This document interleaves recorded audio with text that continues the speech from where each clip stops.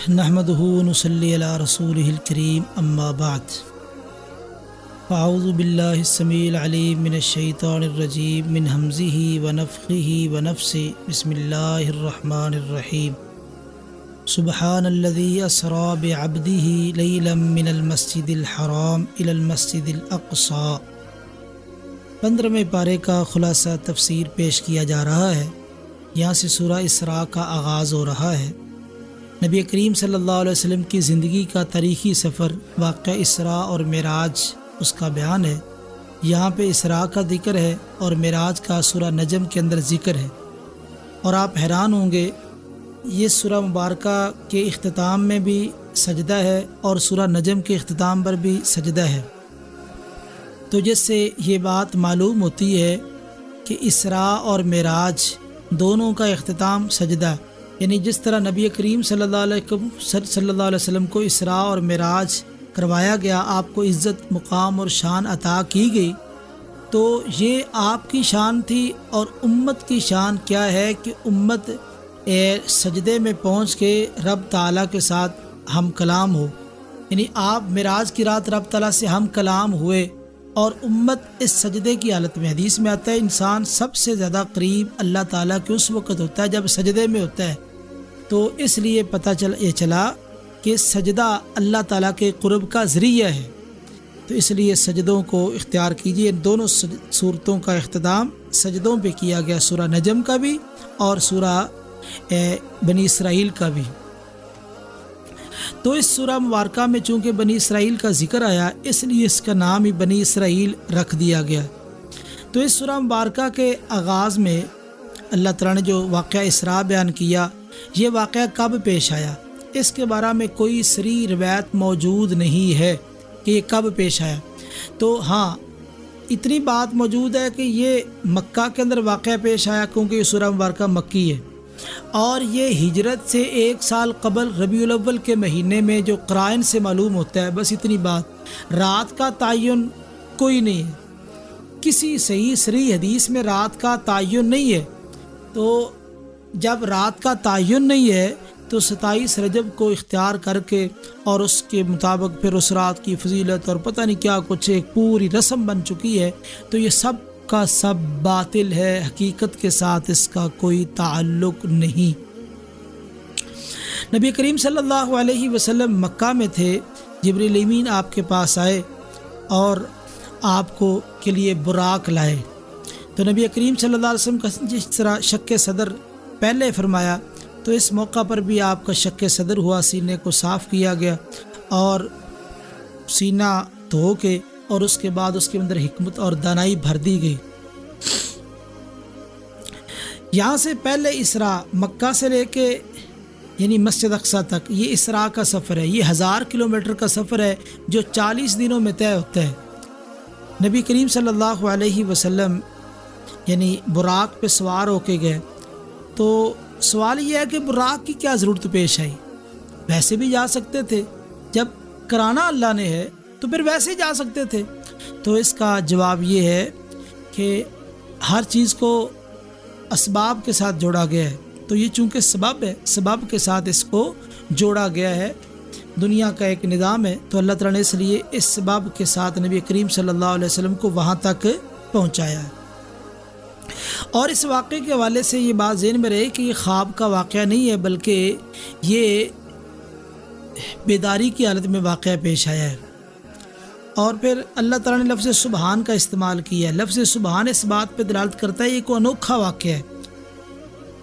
خواب کے اندر تو بندہ بڑا کچھ دیکھ لیتا ہے، خواب کے اندر تو بندہ کہاں سے کہاں تک چلا جاتا ہے، تو یہ خواب کا واقعہ نہیں۔ لفظ سبحان اس بات پہ دلالت کرتا ہے کہ یہ واقعتاً انوکھا واقعہ ہے جو نبی کریم صلی اللہ علیہ وسلم نے یہ سفر کیا اور آپ آسمانوں پر گئے ہیں۔ اور اسی طرح سبحان الذی اسری بعبدہ، تو عبد کا لفظ، عبد کا جو لفظ ہے یہ جسم مع روح دونوں پر بولا جاتا ہے، تو اس سے بھی پتہ چلا کہ آپ نے جو معراج کیا ہے یہ جسمانی بیداری کی حالت میں آپ کو معراج کروایا گیا ہے۔ اور اسی طرح اسرا کا معنی ہوتا ہے رات کو چلنا، اسرا کا لفظ اس کا معنی رات کو چلنا. آگے لیلن پھر مزید ذکر کیا نکرہ.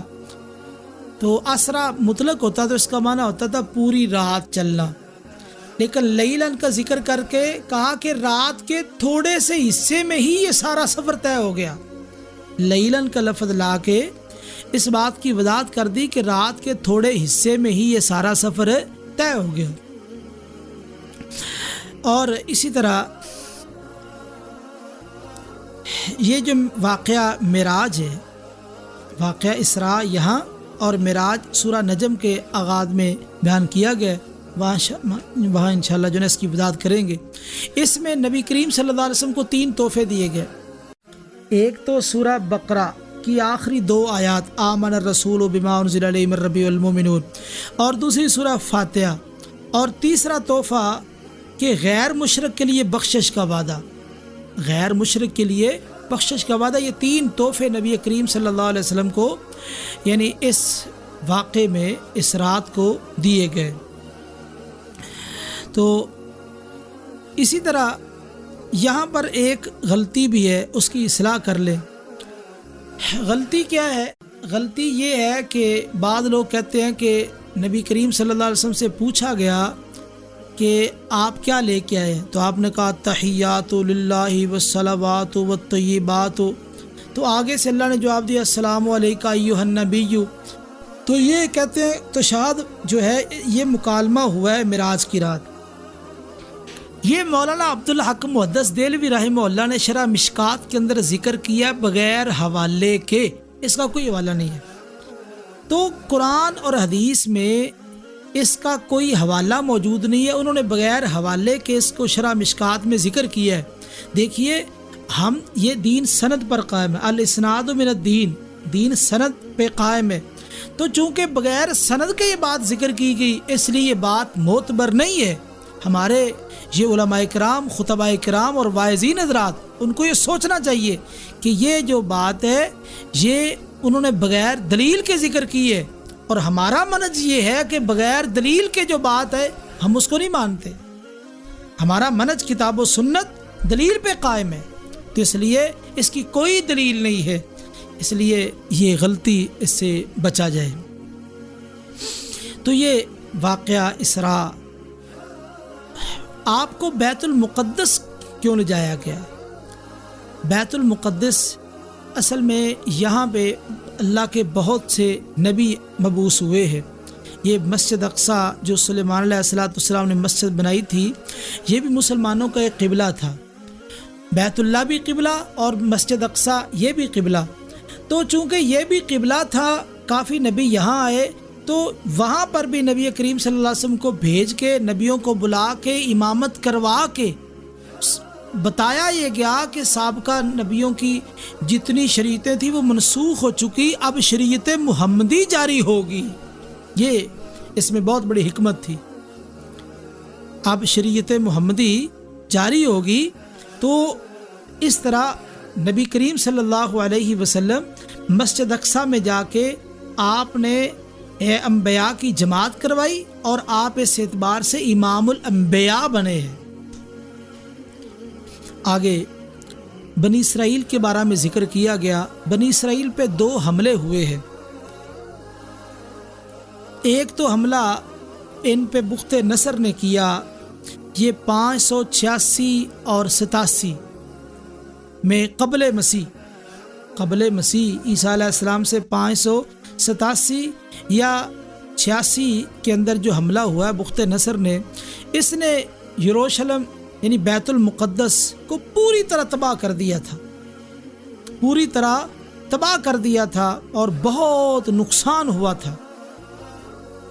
اور اسی طرح جو دوسرا ان پر حملہ ہوا ہے وہ ٹیٹس رومی نے 70 عیسوی کے اندر بیت المقدس پر حملہ کیا، اینٹ سے اینٹ بجا دی، 1,23,000 بندوں کو قتل کیا، اور اسی طرح 76,000 لوگوں کو غلام بنا لیا. یہ 2 حملے بنی اسرائیل پر جو تاریخی حملے ہوئے ہیں، تو وہ میں نے تاریخ بھی بتا دی ہے. تو بنی اسرائیل کو یہ بات کہی گئی کہ تمہاری خباثتوں کی وجہ سے اور تمہاری شرارتوں کی وجہ سے تمہارے اوپر یہ 2 حملے ہوئے. اگر تم بعد آ گئے ٹھیک، بعد نہیں آئے تو یاد رکھنا یہ حملے دوبارہ بھی ہو سکتا ہے، یہ حملہ دوبارہ بھی ہو سکتا ہے۔ اور امت محمدیہ کو اس میں درس دیا گیا، دیکھو یہ نبوت کا ایک اسٹیج تھا مختلف نبیوں کے پاس، اب یہ اسٹیج تمہارے پاس آ چکا ہے، اب یہ اسٹیج تمہارے پاس آ چکا ہے۔ اگر تم اس اسٹیج کی ذمہ داری کو ادا کرتے رہو گے تو قائم رہو گے، اگر تم اس اسٹیج کی ذمہ داری کو ادا نہیں کرو گے تو تم سے یہ اسٹیج چھین لیا جائے گا، نہیں تم پہلے لوگوں جیسی حرکتیں کرو گے، یہود و نصارہ جیسی، تو تم سے یہ اسٹیج چھین لیا جائے گا۔ تو آپ جی دیکھ لیں امت مسلمہ کی جو حالت ہے، یہود و نصارہ کی نقالی کر رہے ہیں، تو یہی وجہ ہے اس امت نے پوری دنیا کی قیادت کرنی تھی، لیکن آج یہ امت ظلم و ستم کی چکی میں بذات خود پس رہی ہے۔ اللہ تعالی ہمیں عزت عطا فرمائے اس قرآن کے ساتھ، اس اسلام کے ساتھ، ہماری جو کوتاہیاں ہیں اللہ دور فرمائے، اور اللہ تعالی ہمیں ان تمام قوموں پہ غالب فرمائے۔ اسی طرح فرمائے ان احسنتم احسنتم لانفسکم، اگر تم اچھا کام کرو گے تو اپنے نفسوں کے لیے اچھا کرو گے۔ اس سے یہ پتہ چلا کہ اچھی بات کو دہرانا، یہ اچھی بات کو دہرانا یہ اچھا عمل ہے، بری بات کو نہیں دہرانا چاہیے۔ وَإِنْ أَسَأْتُمْ فَلَهَا، وہاں اساتم ایک مرتبہ آیا، ان احسنتم احسنتم لانفسکم، یعنی اچھی بات کو دہرانا اچھا عمل ہے، یعنی اچھی بات کو تکرار کے ساتھ کر دینا تو تاکہ بات واضح ہو جائے، تو یہ اچھی بات ہے۔ آگے یہ بات ذکر کی گئی وَكَانَ الْإِنسَانُ عَجُولًا، انسان بڑا جلد باز واقع ہوا ہے، بڑی جلد بازی ہے۔ آپ دیکھیں انسان اس جلد بازی میں آ کے پتہ نہیں کیا کچھ کرتا ہے، اور بسا اوقات چونکہ جلدی مفاد حاصل کرنا چاہتا ہے، اولاد کے لیے بد دعائیں کر دیتا ہے، بیوی کے لیے بد دعا کر دیتا ہے، دوست احباب کے لیے بد دعائیں کر دیتا ہے۔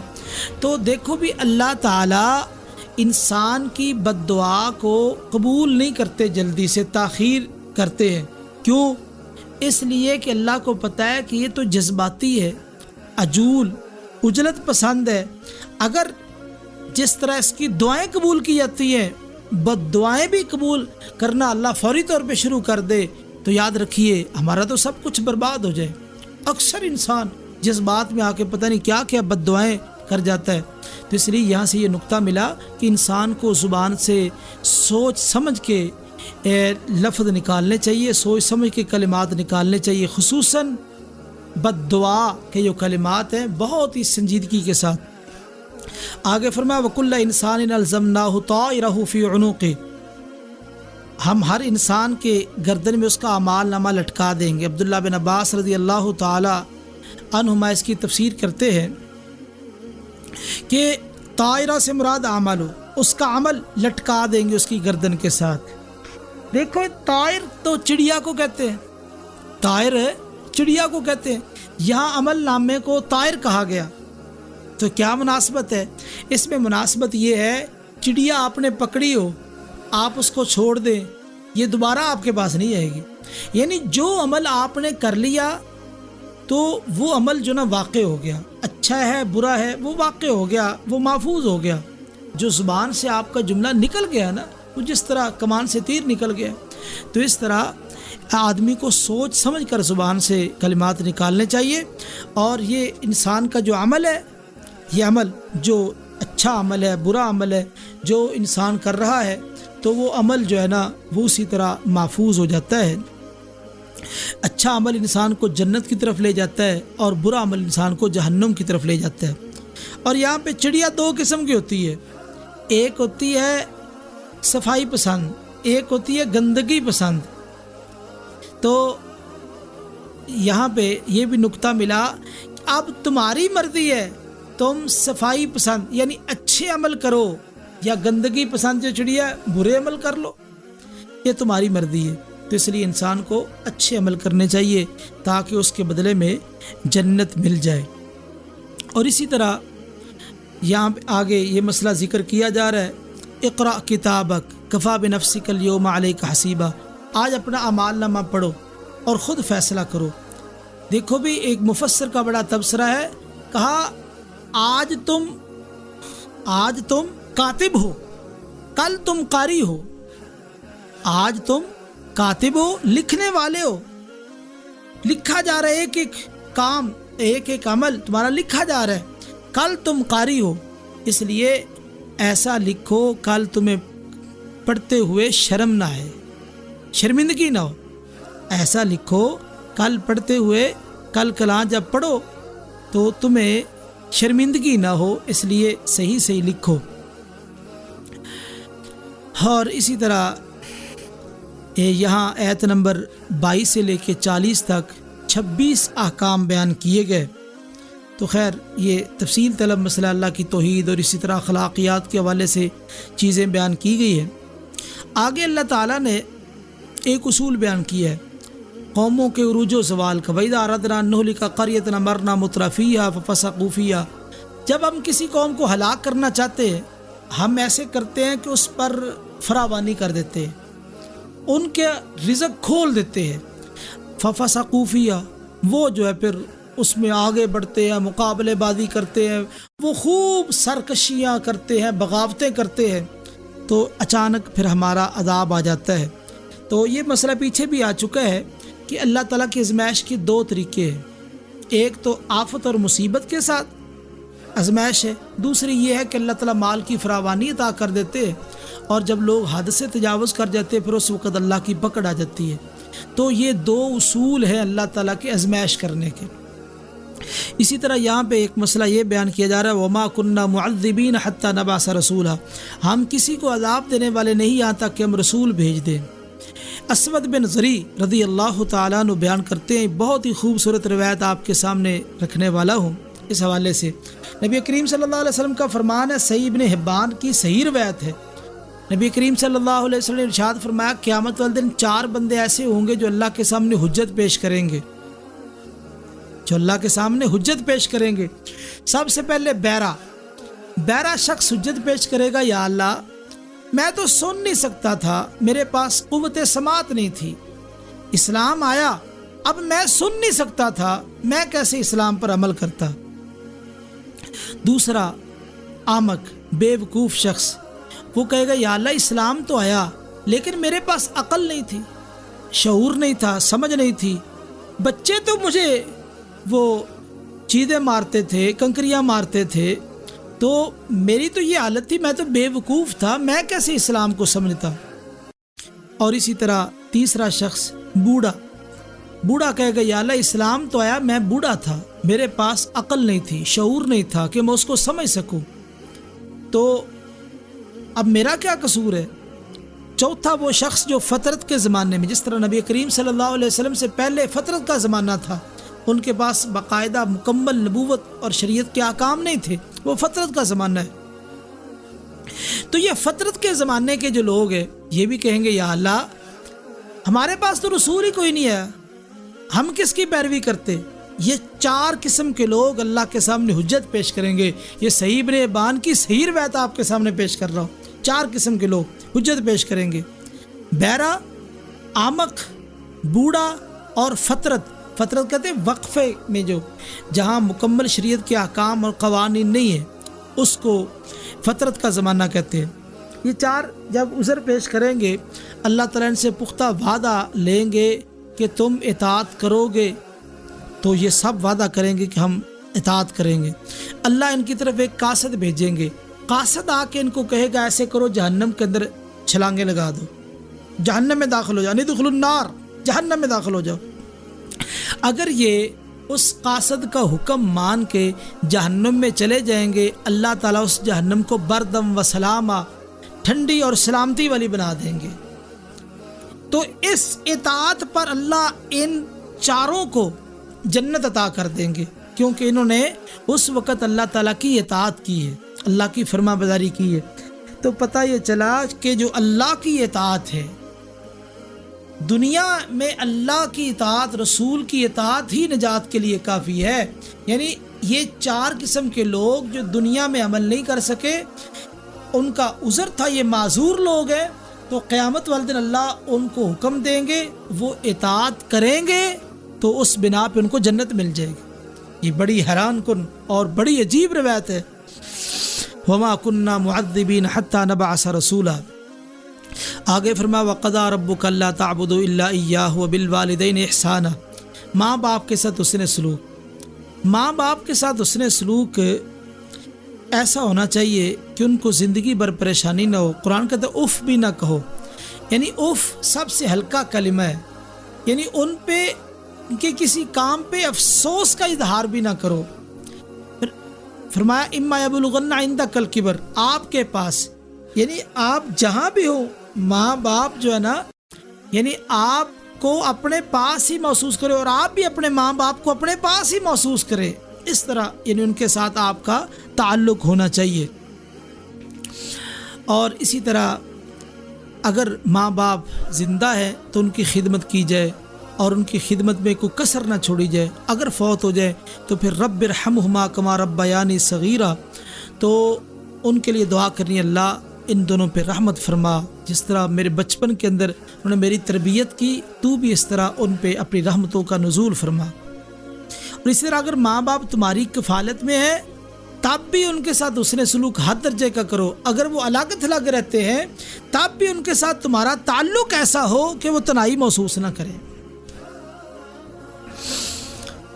آگے یہ مسئلہ ذکر کیا جا رہا ہے ان المبذرین کانوا اخوان الشیاطین، جو فضول خرچی کرنے والے ہیں یہ شیطان کے بھائی ہیں، فضول خرچی کرنے والے۔ تبذیر کسے کہتے ہیں؟ تبذیر کہتے ہیں زمین میں بیج ڈالنے والا جو کسان ہوتا ہے، وہ جب بیج پھینک رہا ہوتا ہے تو وہ پرواہ نہیں کرتا کہ بیج کہاں جا رہا ہے۔ تبذیر بذر سے ہے نا، یعنی بذر بیج کو کہتے ہیں، یعنی کسان وہ بیج پھینک رہا، ادھر پھینک رہا ادھر پھینک رہا، وہ اس طرح پھینکتے ہیں جس طرح کسان، تو اب وہ پرواہ نہیں کرتا کہ وہ کہاں پھینک رہا ہے، اس کو پر تبذیر کا لفظ بولا جاتا ہے۔ تو تبذیر کا معنی تو بے جا مال صرف کرنا۔ نمبر 1 نجائز کاموں پہ مال خرچ کرنا، نجائز کاموں پہ مال خرچ کرنا۔ نمبر 2 کام جائز ہے لیکن حد سے تجاوز کر جانا، کام جائز ہے لیکن حد سے تجاوز کر جانا۔ نمبر 3 نیکی کے کاموں میں خرچ کرنا، نیکی کے کاموں میں خرچ کرنا لیکن ریاکاری مقدم ہو، کام نیکی کا ہے لیکن ریاکاری ہے، تو یہ یعنی تبذیر کا معنی ہے۔ اس کا مفہوم مخالف یہ ہے کہ نعمت کو صحیح جگہ استعمال کرنا، نعمت کو صحیح جگہ استعمال کرنا اور خیر کی جگہ پہ استعمال کرنا یہ انسان کے لیے فائدہ مند ہے، اور ناجائز استعمال کرنا یہ انسان کے لیے نقصان دہ ہے۔ اسراف اور تبذیر 2 لفظ بولے گئے۔ اسراف کہتے ہیں جگہ جائز ہو لیکن حد سے تجاوز ہو، جگہ جائز ہو لیکن حد سے تجاوز ہو۔ تبذیر کہتے ہیں کہ نجائز کاموں میں حد سے تجاوز ہو۔ اسراف جائز جگہ ہے لیکن خرچ میں تجاوز ہے، اور تبذیر کام بھی نجائز اس میں بھی تجاوز ہے۔ اور یہاں پہ رب ارحمہما کما ربیانی صغیرا اس حوالے سے ایک بات مزید دیکھ لیں۔ اللہ نے یہ دعا سکھائی ہے، اس سے پتہ چلا کہ اولاد کی دعا ماں باپ کے حق میں قبول ہوتی ہے، تبھی تو اللہ نے سکھائی ہے۔ اولاد کی دعا ماں باپ کے حق میں قبول ہوتی ہے، اس لیے اللہ تعالیٰ نے یہ دعا سکھائی ہے۔ آگے فرمایا زبان پہ کنٹرول رکھنا چاہیے۔ وَقُلْ لِعِبَادِي يَقُولُوا الَّتِي هِيَ أَحْسَنُ، میرے بندوں کو کہہ دو کہ بات اچھی کرے، احسن خوبصورت بات کرے، ایسی بات ہو وہ بندوں کو بھی راضی کرے، مخلوق بھی راضی ہو اور خالق بھی راضی ہو، اچھی باتیں کرے اور معاشرے کے اندر اچھی باتیں پھیلائے۔ کیوں؟ اس لیے کہ ان الشیطان ینزغ بینہم، شیطان جو ہے یہ بات کا بتنگڑ بنا دیتا ہے، بات کچھ ہوتی ہے اس کا رنگ کچھ بنا دیتا ہے، تو اس طرح سارا ماحول الٹ پلٹ ہو جاتا ہے۔ اس لیے یہ بات بتائی گئی کہ شیطان تمہیں گمراہ کرنا چاہتا ہے، تو تم جو ہے بات خوبصورت کرو، اچھی بات کرو، تاکہ وہ تمہاری بات سے نجائز فائدہ نہ اٹھا سکے، سوچ سمجھ کے بات کرو۔ تو یہ بڑی کوتاہی پائی جاتی ہے موجودہ دور میں کہ لوگ جو ہے بات کرتے وقت احتیاط نہیں کرتے، یہی وجہ ہے کہ آج معاشرے کے اندر فتن ہیں، فساد ہیں، لڑائی ہیں، جھگڑے ہیں، زبان کی حفاظت کے حوالے سے بہت کوتاہی پائی جا رہی ہے۔ حالانکہ نبی کریم صلی اللہ علیہ وسلم نے ارشاد فرمایا تھا، من یضمن لی ما بین لحییہ و ما بین رجلیہ اضمن لہ الجنہ، جو مجھے دو چیزوں کی ضمانت دے دے، زبان کی اور شرمگاہ کی، میں اسے جنت کی ضمانت دیتا ہوں۔ تو اس لیے بہت فضیلت تھی، لیکن افسوس کہ آج لوگ اس زبان کے مسئلے میں بہت زیادہ کوتاہی کا شکار ہیں۔ اسی طرح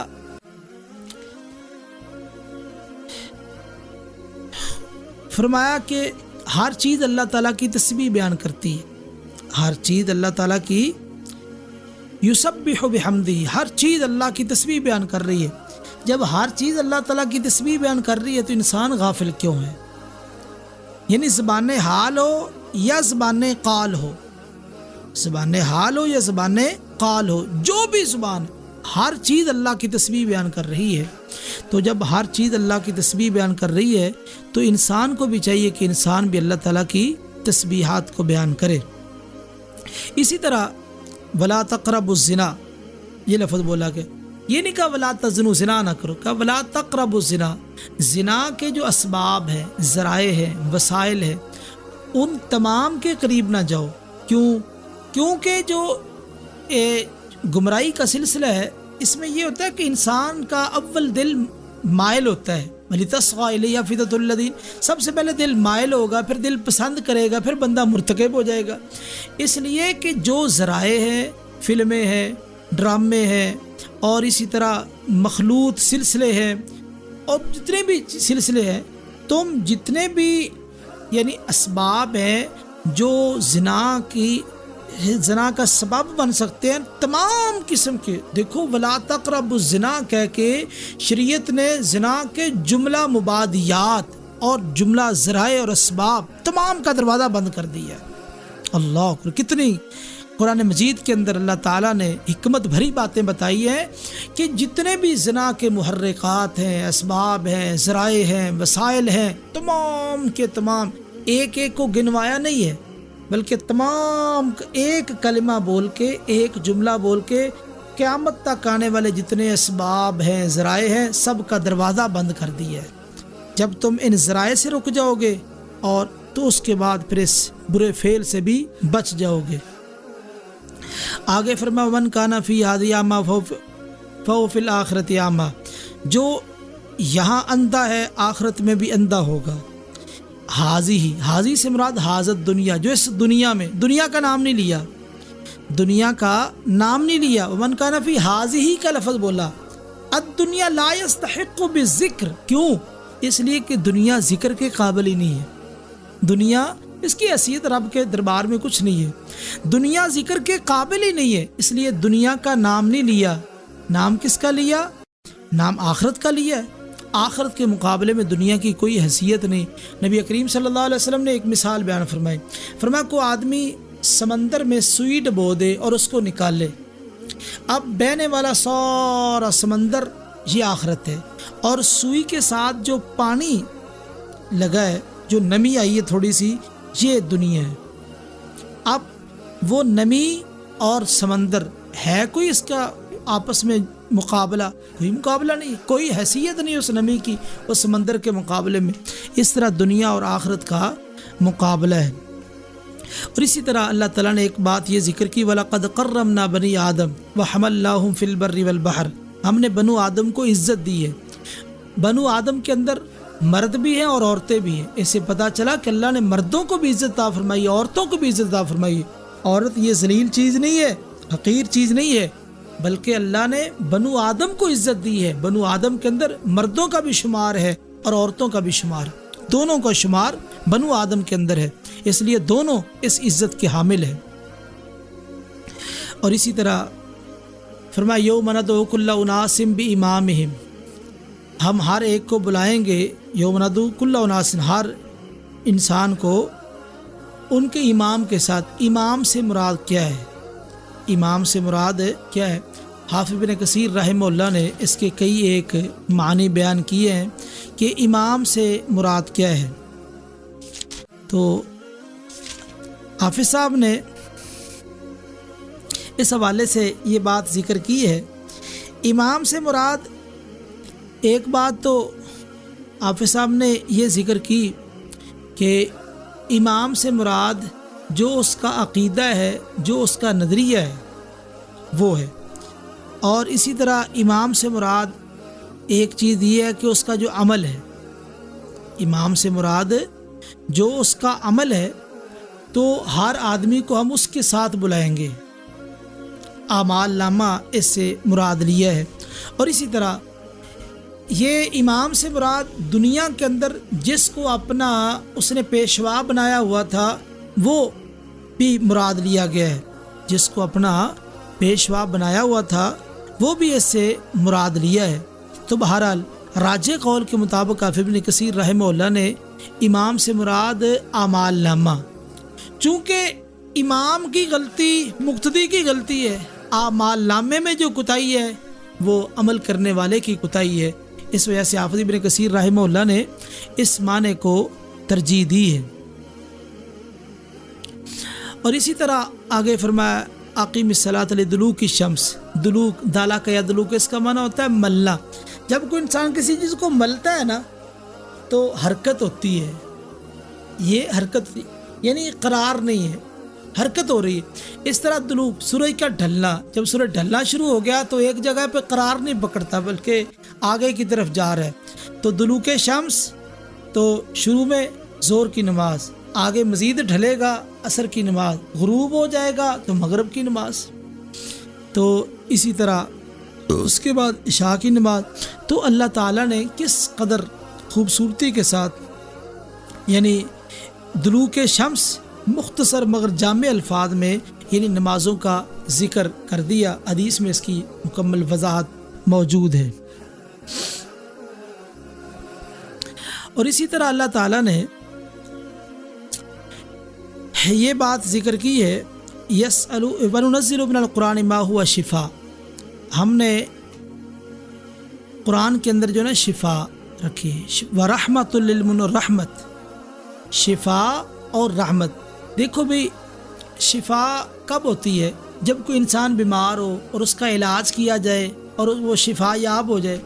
تو پتہ یہ چلا قرآن مجید کے بغیر لوگ بیمار ہیں، قرآن مجید کے بغیر لوگ بیمار ہیں، مریض ہیں، یہ بیچارے مریض ہیں۔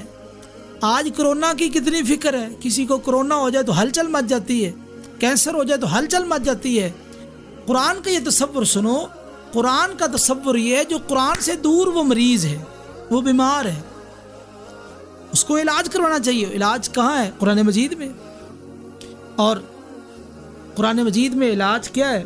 دیکھیں آپ، یہ موبائل ہے، آپ اس کو بند کر دیں، موبائل بند کر دیں، لاک کر دیں تو اس کا کوئی فنکشن کام نہیں کرے گا، جتنے بھی اس میں پروگرام ہیں کوئی کام نہیں کرے گا کیونکہ آپ نے لاک کر دیا۔ جب آپ اس کا لاک کھولیں گے تب یہ کام کرے گا، موبائل کا لاک کھول دیں تو یہ کام کرے گا، اگر آپ لاک لگا دیں تو یہ کوئی کام نہیں کرے گا۔ اسی طرح انسان کا دل ہے، اس پر بھی تالے لگ جاتے ہیں۔ افلا یتدبرون القرآن ام علی قلوب اقفالها، یہ قرآن پہ غور و خوض کیوں نہیں کرتے؟ یا ان کے دلوں پہ تالے لگ چکے ہیں۔ تو دلوں پر تالے لگ جاتے ہیں، اب یہ تالا جب تک نہیں کھلے گا، تالا جب تک نہیں کھلے گا، دل کے اندر جو صلاحیتیں ہیں وہ اجاگر نہیں ہوں گی اور وہ کام نہیں کریں گی۔ اور دل کا تالا کیسے کھلتا ہے؟ دل کا تالا کیسے کھلتا ہے؟ افلا یتدبرون القرآن، اس سے پتہ چلا دل کا تالا کھلے گا تدبر قرآن کے ساتھ، قرآن کے گہرے فہم کے ساتھ۔ قرآن کی سوجھ بوجھ حاصل کرو، جب قرآن سمجھو گے دل کے تالے کھل جائیں گے۔ جب دل کے تالے کھل گئے تو اس وقت قرآن تمہارے دلوں پر اثر کرے گا۔ جب قرآن اثر کرے گا دلوں میں روشنی آئے گی، جب روشنی آئے گی تو تمہارے جسم پر اس کے اثرات ہوں گے۔ تو یہ ہے وَنُنَزِّلُ مِنَ الْقُرْآنِ مَا هُوَ شِفَاء، یعنی ساری دنیا مریض ہے، یہ ساری دنیا مریض ہے، ان کو علاج کی ضرورت ہے، علاج کی ضرورت ہے۔ اور علاج کیسے ہوگا؟ قرآن مجید کو سمجھنے سے، قرآن مجید پر غور کرنے سے، علاج ہوگا۔ اچھا، جب کسی مریض کا علاج کیا جائے، تو علاج تو ہو چکا، لیکن چونکہ وہ کئی عرصہ بیمار رہ چکا ہے تو اب وہ مریض شفا یاب تو ہو گیا، لیکن اس کو مزید مقوی غذاؤں کی ضرورت ہے۔ بادام کھانے کی ضرورت ہے، اخروٹ کھانے کی ضرورت ہے، سیب کی ضرورت ہے، یعنی مقوی جو غذائیں ہیں جو اس کے جسم کو مزید مضبوط بنا دے۔ ایک تو ہے کہ بیماری کو ختم کر دیا، بیماری کے خاتمے کا نام کیا ہے؟ مریض شفا یاب ہو گیا، لیکن اس کو مزید غذاؤں کی ضرورت ہے جس سے اس کا جسم جو ہے نا مزید وہ پھولے اور نشو و نما آئے اور جسم کے اندر جو مزید طاقت آئے۔ تو اب مقوی غذاؤں کی ضرورت ہے، جو رحمت ہے، رحمت یہ مقوی غذائیں ہیں دل کے لیے۔ اللہ اکبر! آپ دیکھیں قرآن مجید نے کتنی پیارے انداز کے ساتھ ہمیں یہ مسئلہ سمجھا دیا۔ وَنُنَزِّلُ مِنَ الْقُرْآنِ مَا هُوَ شِفَاء، یہ شفا یعنی ساری دنیا مریض ہے، قرآن سے علاج کروائے، جب علاج ہو جائے گا یہ شفا یاب ہو جائیں گے۔ جو ان کے جسم میں کمزوری ہے، اب بیماری نہیں ہے، بیماری قرآن نے دور کر دی، اب ہے کمزوری، تو جب قرآن مجید کو پڑھتے جائیں گے رحمت کا نزول ہوتا جائے گا، یہ مقوی غذائیں استعمال کرتا جائے گا، اس کا جسم مضبوط ہو جائے گا اور یہ ایک مضبوط مسلمان بن جائے گا۔ اللہ اکبر! آگے فرمایا وَيَسْأَلُونَكَ عَنِ الرُّوحِ قُلِ الرُّوحُ مِنْ أَمْرِ رَبِّي، وہ روح کے بارے میں آپ سے سوال کرتے ہیں، روح کیا چیز ہے؟ دیکھو، یہود نے نبی کریم صلی اللہ علیہ وسلم سے سوال کیا روح کے بارے میں۔ یہود کو پتا تھا کہ روح کی حقیقت کیا ہے، کہ روح امر ربی ہے۔ اب یہودیوں نے سوال اس لیے کیا کہ اگر یہ روح کے بارے میں کوئی فلسفہ پیش کرے گا تو یہ حکیم ہے، اگر امر ربی کہے گا تو یہ نبی ہے۔ یہ یہودیوں کا بنیادی نقطہ تھا۔ جب نبی کریم صلی اللہ علیہ وسلم نے وہی جواب دیا جو سابقہ شریعتوں میں جواب تھا، من امر ربی، روح امر ربی ہے۔ تو روح کیا چیز ہے؟ یہ ایک لطیف نہ نظر آنے والی چیز ہے جس کی حقیقت کے بارے میں بڑے بڑے حکیم، بڑے بڑے سائنسدان تھک چکے ہیں۔ روح کی حقیقت کا اندازہ تو جب رب نے کہا دیا امر ربی ہے، آپ اس کی مثال یوں سمجھیے، ایک آدمی پرزے جمع کرتا ہے، مشین تیار کرتا ہے، اب مشین اس نے تیار کر لی ہے، سارے پرزے ان کی فٹنگ کر دی ہے، مشین تیار ہو گئی ہے۔ اب دیکھیں، اب اس کے اندر جو کرنٹ آ رہا ہے، کرنٹ آنے سے مشین نے چلنا شروع کر دیا۔ جب تک کرنٹ نہیں، سارے پرزے آپ نے لگا دیے، فٹنگ کر دی، مشین نہیں چلے گی۔ جب اس مشین کے اندر کرنٹ آئے گا تب چلنا شروع کر دے گی۔ جس طرح کرنٹ کی حیثیت اس مشین کے اندر ہے، اسی طرح اس باڈی کے اندر روح کی حیثیت ہے۔ جب تک روح نہیں ہے یہ لاش ہے، اگر روح آ گئی تو یہ چلتی پھرتی مشین ہے، بڑے بڑے کام کرتی۔ تو اس سے پتہ چلا کہ جس طرح مشین میں اس کرنٹ کی حیثیت ہے، اس بجلی کی حیثیت ہے، اسی طرح انسان کے جسم کے اندر اس روح کی حیثیت ہے۔ اور یہ بات ذہن میں رکھیں، جسم مٹی سے بنا، غذائیں مٹی سے، روح آسمان سے، رب تعالیٰ کا امر ہے، تو اس کی غذا خوراک بھی آسمان سے قرآن اور حدیث کی صورت میں ہمارے پاس موجود ہے۔ تو دیکھیے، جس طرح جسم روح کے بغیر بیکار، اسی طرح روح قرآن و سنت کی روشنی کے بغیر بیکار ہے، بلکہ مردہ ہے۔ اب من کان میتا فاحیناہ، وہاں ہم نے جو ہے اس کی تفسیر کی ہے۔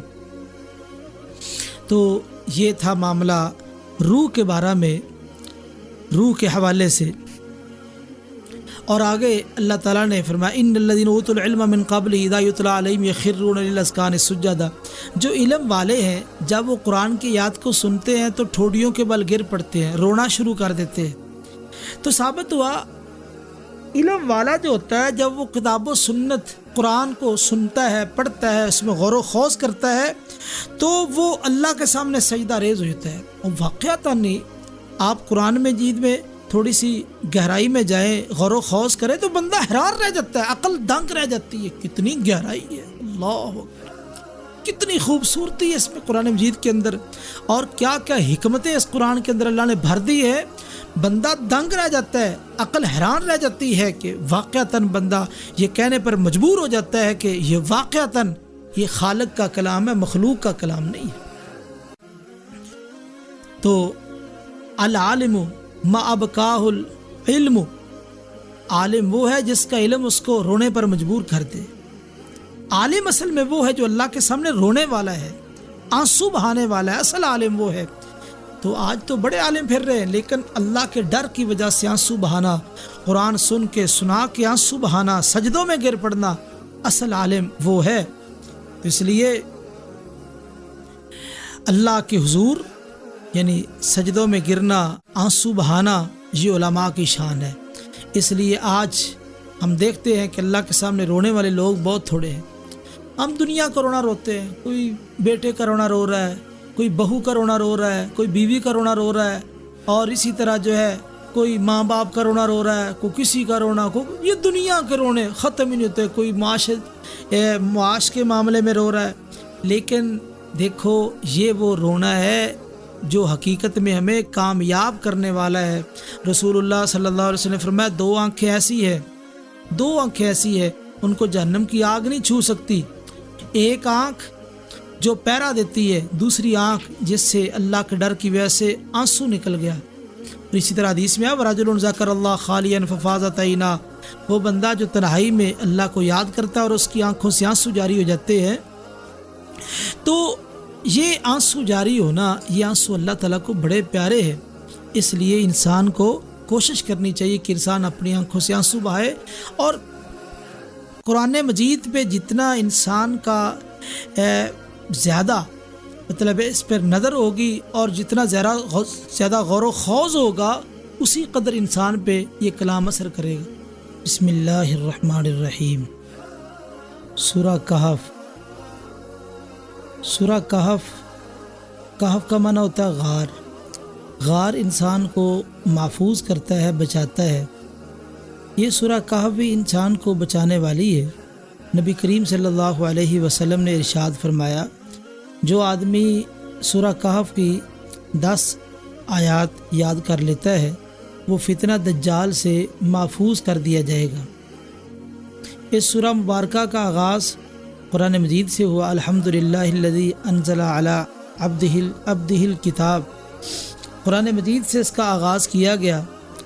قرآن مجید ہر فتنے سے نجات دینے والی کتاب ہے، اور اس کا اختتام توحید پر کیا گیا۔ توحید ہر شر سے محفوظ رکھنے کے لیے بہترین نسخہ ہے۔ تو پتہ یہ چلا کہ قرآن مجید اور توحید، ان دونوں چیزوں کا اپنا لو، ہر شر سے بھی بچ جاؤ گے اور ہر فتنے سے بھی بچ جاؤ گے۔ اس سورہ مبارکہ میں اللہ تعالیٰ نے 4 فتنوں کا ذکر کر کے ان کا علاج بھی بتایا ہے۔ ان فتنوں میں سے ایک فتنہ دین ہے، دین کا فتنہ، اور اس کا علاج کیا ہے؟ فرمایا وَاصْبِرْ نَفْسَكَ مَعَ الَّذِينَ يَدْعُونَ رَبَّهُمْ بِالْغَدَاةِ وَالْعَشِيِّ يُرِيدُونَ وَجْهَهُ۔ اس کا علاج یہ بتایا کہ نیک لوگوں کی صحبت اختیار کرنا۔ آپ جب تک نیک لوگوں کی صحبت اختیار کریں گے تو آپ دینی اعتبار سے فتنے سے محفوظ رہیں گے۔ اور اسی طرح دوسرا مال کا فتنہ ہے۔ مال کا فتنہ 2 آدمیوں کا جو قصہ بیان کیا گیا، ایک آدمی کے پاس باغ تھے اور وہ اس مال کی بنا پہ متکبر بن گیا، تو اس نے کہا ایسا کیوں نہ ہوا جب تو باغ میں داخل ہوا تو کہتا قلت ما شاء اللہ لا قوت الا باللہ۔ تو اس سے یہ پتہ چلا کہ جو مال اگر مل جائے تو اس کے فتنے سے بچنے کا بہترین طریقہ یہ ہے کہ اللہ کا شکر ادا کیا جائے، اللہ کا شکر ادا کیا جائے، اس مال کو اللہ تعالیٰ کی فرما برداری میں استعمال کیا جائے، تب انسان مال کے فتنے سے بچ سکتا ہے۔ علم کا فتنہ، موسیٰ علیہ السلام اور خضر علیہ السلام کا واقعہ ہمارے سامنے ہے۔ تو اس واقعے سے یہ ہمیں بات معلوم ہوئی کہ جو علم کا فتنہ ہے اس سے وہی انسان بچ سکتا ہے جس کے اندر تواضع ہو، عاجزی ہو، انکساری ہو۔ جس درخت کو زیادہ پھل لگا ہوتا ہے وہ درخت جھکا ہوتا ہے، اس کی شاخیں جھکی ہوتی ہے۔ تو اس سے یہ بات معلوم ہوگی کہ انسان عاجزی اختیار کرے تو علم کے فتنے سے بچ سکتا ہے، اگر عاجزی نہ ہو تو علم کا فتنہ انسان کو گمراہ کر سکتا ہے۔ اور اسی طرح اقتدار کا فتنہ، عہدے کا فتنہ، اقتدار آ جائے تو یہ بہت بڑا فتنہ ہے۔ تو اس کا علاج یعنی ذوالقرنین کا جو واقعہ بیان کیا گیا، تو اس کا علاج ہے عدل کرنا، انصاف کرنا۔ تو اگر آپ انصاف کریں گے تو آپ اقتدار کے فتنے سے بچ جائیں گے۔ یعنی 4 فتنوں کا اس سورہ کہف کے اندر ذکر کیا گیا، اور اللہ تعالیٰ نے اس کے آغاز میں یہ بات ذکر کی ہے، وَلَمْ يَجْعَلْ لَهُ عِوَجًا قَيِّمًا، کہ اس قرآن مجید کو ٹیڑھی کتاب نہیں بنایا۔ اتنی بات کافی تھی، آگے قیمہ، قیم کا لفظ ذکر کیا گیا جس کا معنی ہے سیدھی اور درست، یعنی 2 لفظ ذکر کیے گئے۔ یعنی قرآن مجید ایسی کتاب ہے جس میں کسی قسم کی کوئی کاج روی ٹیڑھ پن نہیں ہے، یہ بالکل سیدھی کتاب، درست کتاب اور صحیح کتاب ہے۔ اصحاب کہف کا واقعہ اس میں ذکر کیا گیا ہے۔ دقیانوس ایک بادشاہ تھا، عیسیٰ علیہ السلام کا جو دین تھا اس کو ختم کرنے کے لیے اس نے عزم کر رکھا تھا کہ میں نے اس دین کو ختم کرنا ہے، اس دقیانوس بادشاہ نے۔ تو جب اس نے اس دین کو ختم کرنے کا ارادہ کیا، ظاہر بات ہے عیسیٰ علیہ السلام کے دین کے اندر توحید موجود تھی، تو اس حوالے سے لوگوں کو تلاش کر کر کے ان سے اس حوالے سے بات چیت کی جاتی، پوچھا جاتا اور ان کو شرک پر مجبور کیا جاتا۔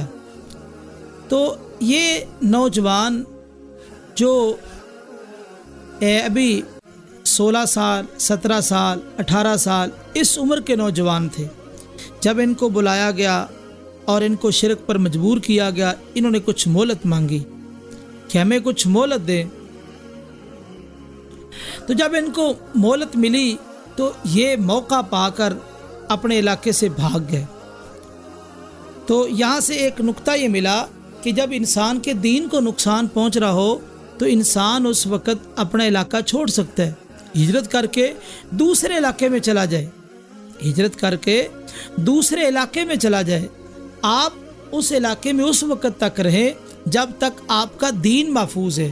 جب آپ کا دین محفوظ نہیں، لوگ آپ کے دشمن ہیں اور آپ کا دین محفوظ نہیں ہے، تو آپ کے پر لازم ہے کہ اپنے دین کو محفوظ رکھیں، حتیٰ کہ دین کو محفوظ رکھنے کے لیے آپ کو اپنا علاقہ بھی چھوڑنا پڑے تو آپ اپنا علاقہ چھوڑ دیں۔ یعنی لوگوں کی اصلاح اس وقت تک ہے جب آپ کا دین محفوظ ہو۔ خیر، اس بادشاہ نے کافی دھمکیاں دی، تو دھمکیوں کی وجہ سے یہ نوجوان اپنے گھروں سے بھاگے اور انہوں نے پروگرام بنایا کہ اس طرح تو یہ ہمیں مشرک بنا دیں گے، اور اللہ تعالیٰ سے ایک دعا کی، ربنا آتنا من لدنک رحمہ وہیئ لنا من امرنا رشدا، اے اللہ اپنی طرف سے رحمت عطا فرما اور ہمارے لیے کوئی مزید بہترین کو بندوبست فرما۔ یہ جو دعا ہے اس کے اندر بڑی جامعیت ہے۔ ربنا آتنا من لدنک رحمہ وہیئ لنا، اور ہمارے لیے ہیئ یعنی تیار کر، من امرنا رشدا، کوئی بھلائی والا معاملہ ہمارے لیے کوئی آسانی پیدا کر دے، خیر پیدا کر دے۔ خیر، یہ اپنے گھروں سے بھاگے ہیں، اور جب یہ بھاگے ہیں تو ان کے ساتھ ایک کتا بھی چل نکلا۔ اللہ تعالیٰ نے اس کتے کا قرآن مجید میں ذکر کیا ہے۔ دیکھیے نیک لوگوں کی صحبت کے کتنے فوائد و ثمرات ہیں۔ یہ کتا ہے، نجس ہے، ناپاک ہے، لیکن نیک لوگوں کے ساتھ چل پڑا تو اللہ تعالیٰ نے اپنے پاک کلام میں اس کتے کا ذکر کیا ہے، ایک بار نہیں کئی بار کیا ہے۔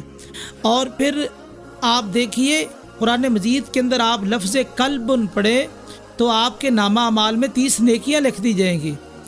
اور پھر یہ کہا سبعۃ و ثامنہم، سبعۃ یعنی اصحاب کہف 7 و ثامنہم 8واں ان کا کتا، یہ بتانے کے لیے کتا ہی رہا، وہ کوئی ولی نہیں بن گیا. ہاں نیک لوگوں کی صحبت کی وجہ سے اللہ تعالیٰ نے اس کا ذکر قرآن مجید میں کیا ہے. اس سے یہ بھی پتہ چلا کہ انسان نیک لوگوں کی صحبت اختیار کرے تو اللہ تعالیٰ اس کو کتنا مقام عطا کریں گے، اس کو کتنا شرف اور کتنی عزت ملے گی. اس لیے نیک لوگوں کی صحبت کو اختیار کرنا چاہیے. نیک لوگوں کی صحبت انسان کو نیک بنا دیتی ہے. جو انسان کے اندر کوتاہیاں بھی ہوتی ہیں وہ دور ہو جاتی ہے. عربی کا ایک شاعر کہتا ہے احب الصالحین ولست منہم لعل اللہ یرزقنی صلاحا، میں نیکوں سے پیار کرتا ہوں، محبت کرتا ہوں، خود نیک نہیں ہوں، شاید اللہ تعالیٰ میرے اندر بھی نیک بننے کی صلاحیت پیدا کر دے.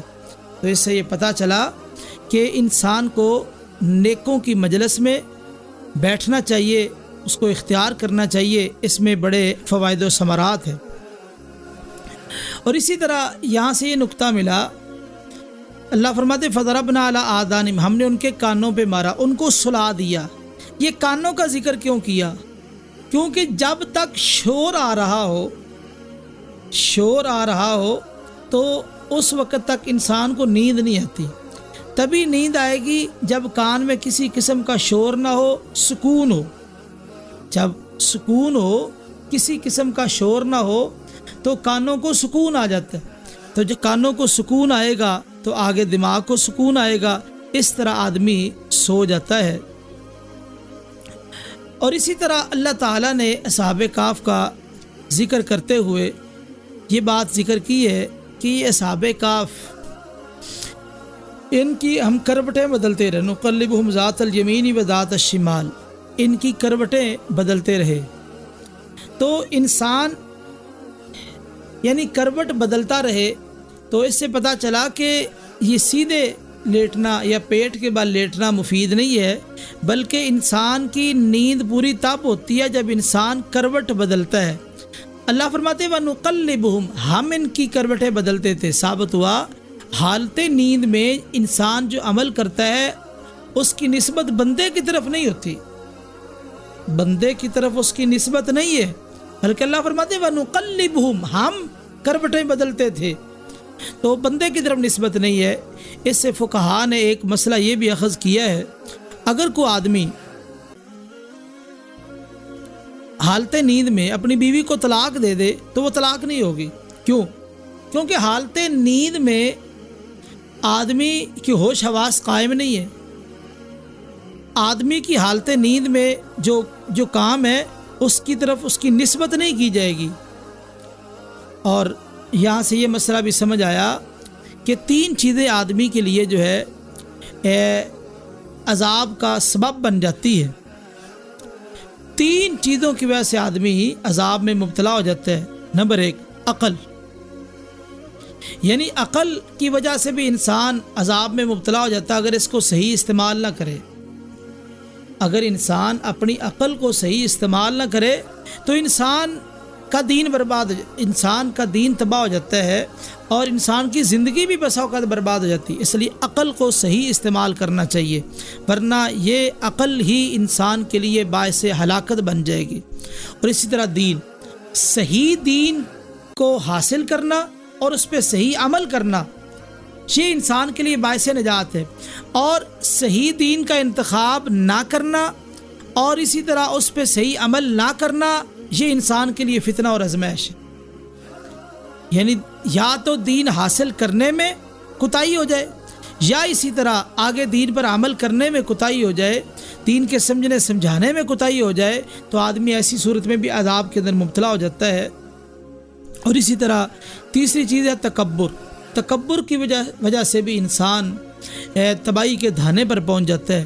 تو یہ 3 ایسے سبب ہیں کہ آپ عقل اس کو صحیح استعمال کرے، دین اس کو صحیح استعمال کرے، تکبر یعنی اپنے دل و دماغ کو اللہ تعالیٰ کے سامنے جھکا دے ان 3 چیزوں کی وجہ سے ہی انسان پہ فتن آتے ہیں، اور اگر یہ 3 چیزیں درست ہو جائیں تو انسان کے لیے امن و سکون اور سلامتی اس کو میسر آ جاتی ہے۔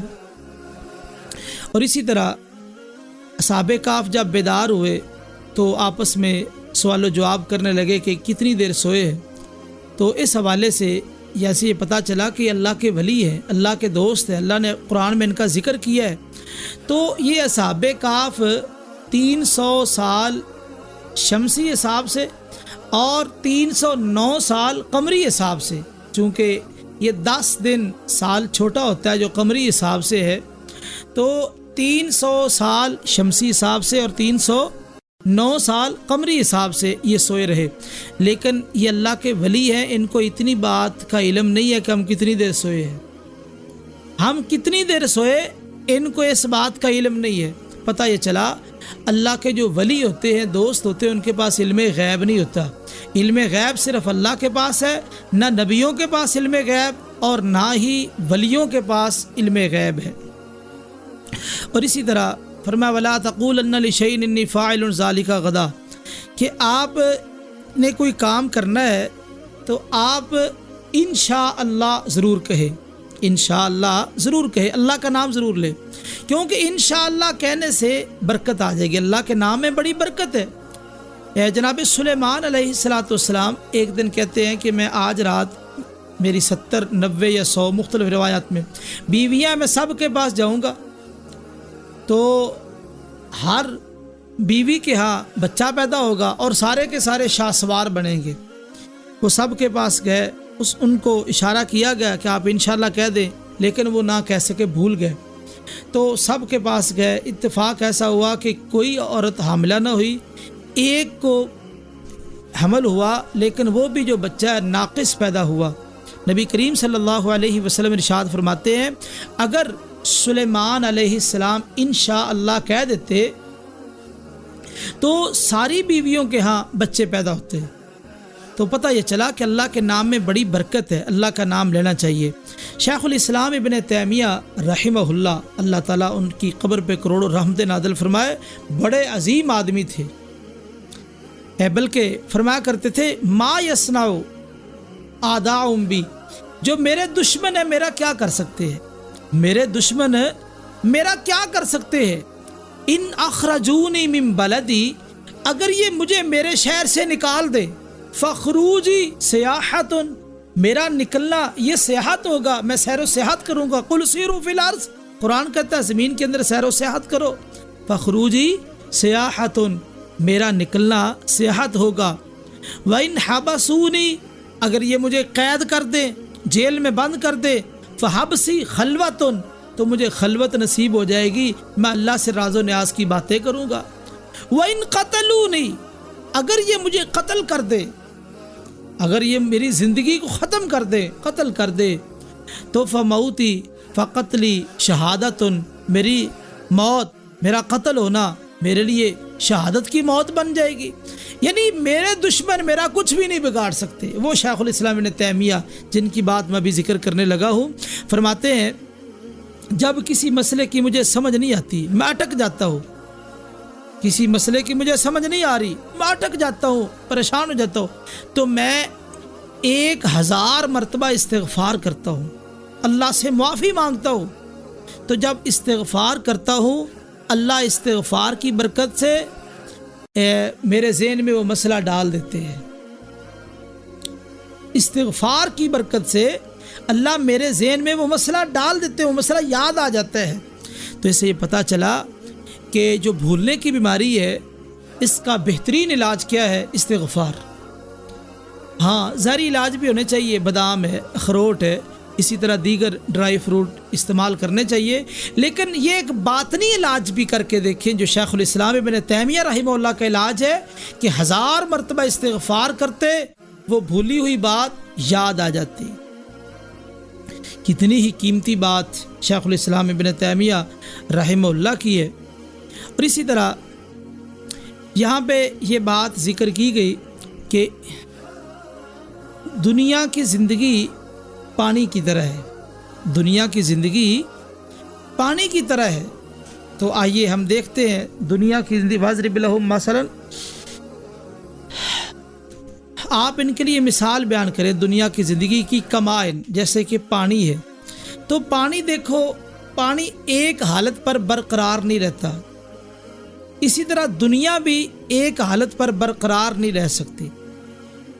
جس طرح پانی ایک حالت پہ برقرار نہیں ہے، اسی طرح دنیا بھی ایک حالت پہ برقرار نہیں ہے.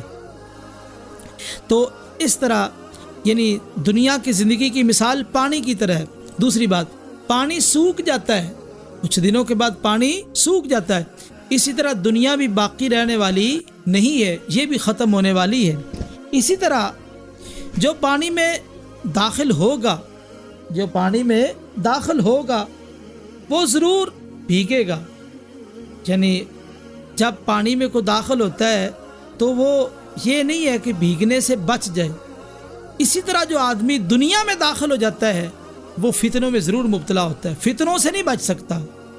اسی طرح پانی جو ہے ایک خاص مقدار میں ہو تو فائدہ مند ہے، اس سے زیادہ ہو تو نقصان دہ ہے.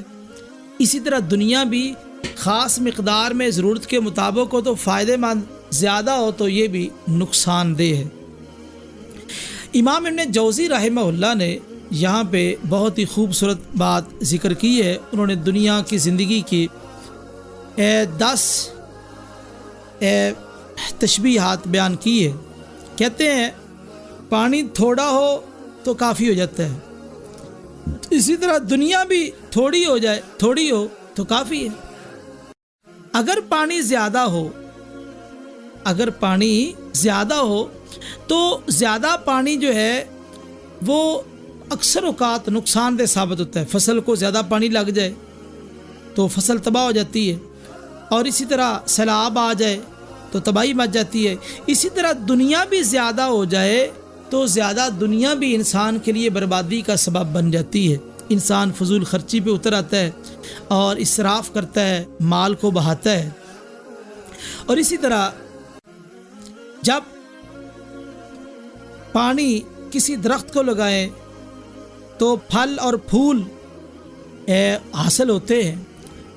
اسی طرح جو دنیا کا مال ہے، دنیا یعنی دنیا کی وجہ سے بھی، جب دنیا کا پیسہ ہوتا ہے تو اس کی وجہ سے بھی انسان مختلف قسم کی زیب و زینت کو حاصل کرتا ہے. اسی طرح پانی زمین کے عیب پہ پردہ ڈال دیتا ہے. اور اسی طرح جو مال ہے دنیا میں کی زندگی میں، جو مال ہوتا ہے، یہ مال بھی لوگوں کے عیبوں پہ پردے ڈال دیتا ہے. اور اسی طرح پانی مکر و فریب سے نہیں برستا، پانی مکر و فریب سے نہیں برستا بلکہ ایک خاص مقدار ہے. اسی طرح مال بھی اتنا ہی ملتا ہے، دنیا اتنی ملتی ہے جتنی اللہ نے مقدر میں لکھی ہے. اسی طرح جس طرح انسان بارش کو دفع کرنے پہ قدرت نہیں رکھ سکتا، اسی طرح انسان جو مقدر میں ہے، جو قسمت میں ہے، اس کو دور نہیں کر سکتا. جو مقدر میں لکھ دیا گیا اسی طرح ہو کے رہے گا. اور اسی طرح پانی نجاست کو دور کرتا ہے، پانی نجاست کو دور کرتا ہے. اسی طرح جو آدمی اس دنیا کے مال سے صدقہ کرتا ہے تو وہ گناہوں کی نجاست کو دور کر دیتا ہے. اور اسی طرح پانی زیادہ ہو تو ادھر ادھر بہہ جاتا ہے. اسی طرح دنیا کا مال زیادہ ہو تو وہ بھی جو ہے نا زائل ہونے لگ جاتا ہے. تو یہ ہے وَاضْرِبْ لَهُم مَثَلًا فِي الْحَيَاةِ الدُّنْيَا كَمَاءٍ أَنزَلْنَاهُ مِنَ السَّمَاءِ. تو دنیا کی زندگی کی مثال پانی کی طرح ہے. تو اس سے یہ بات واضح ہوگی کہ دنیا کی زندگی جس طرح پانی کو قرار نہیں ہے، بقا نہیں ہے، اور پانی کی ایک خاص مقدار ہی ہم استعمال کر سکتے ہیں، اس سے زیادہ نہیں. اسی طرح دنیا کی کے ساتھ جو تعلق ہے وہ ایک حد تک تعلق ہے، اس سے زیادہ تعلق رکھنے والا انسان پریشان ہوتا ہے. آگے فرمایا المال والبنون زینت الحیات الدنیا.